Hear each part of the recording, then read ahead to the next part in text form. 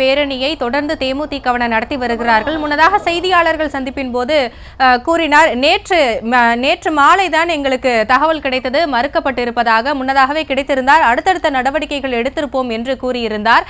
காவல்துறை தரப்பிலிருந்து இதற்கு என்ன விளக்கம் அளிக்கப்படுகிறது? அதாவது காவல்துறை தரப்பில் சொல்வது என்று ஒரே விஷயம் தான். இது ஒரு பிரதான சாலை. நமக்கு தெரியும், கோயம்பேடு வடபழனி சாலை என்பது ஒரு 100 அடி சாலை, ஒரு பிரதான சாலை. இந்த சாலையிலே நீங்கள் பேரணியாக சென்றால் இந்த வழியாக கல்லூரிகளுக்கு செல்லக்கூடியவர்கள், அதே போல அலுவலகங்களுக்கு செல்லக்கூடியவர்கள் இவர்களெல்லாம் பாதிக்கப்படுவார்கள். பொது போக்குவரத்து பாதிக்கப்படும். நீங்கள் அனுமதி பெறாமல் இது போன்ற பேரணி நடத்துவது சட்டம் ஒழுங்கை சீர்குலைக்கும் என்று காவல்துறை தரப்பில் எதிர்ப்பு தெரிவிக்கிறார்கள். ஆனால் தேமுதிகவை பொறுத்தவரையிலே நாங்கள் எங்களுடைய தலைவரினுடைய நினைவிடம் என்பது அருகில் தான் இருக்கிறது. பல்வேறு மாவட்டங்களிலிருந்து ஏராளமானோர் வந்திருக்கிறார்கள்.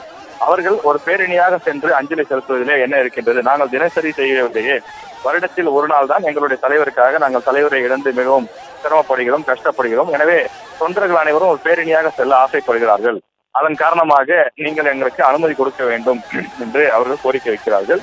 ஆனால் அந்த கோரிக்கையை ஏற்க முடியாது. பிரதான சாலையில் செல்வதற்கான வாய்ப்பு கிடையாது. நீங்க பேரணி செல்வதற்கு சுமார் 1 மணி நேரம் வரை நேரமாகும்.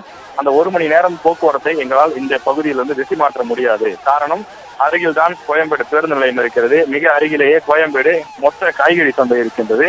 இது போன்று முக்கியமான இடங்கள் அருகில் இருக்கக்கூடிய நிலையில் தினசரி ஆயிரக்கணக்கான மக்கள் வந்து செல்லக்கூடிய இடம். அந்த இடத்தில் ஒரு வழி பாதையை நாங்கள் அடைத்து விட்டால் மாற்று வழியில் அனுப்புவது என்பது மிகப்பெரிய சிரமமாகிவிடும்.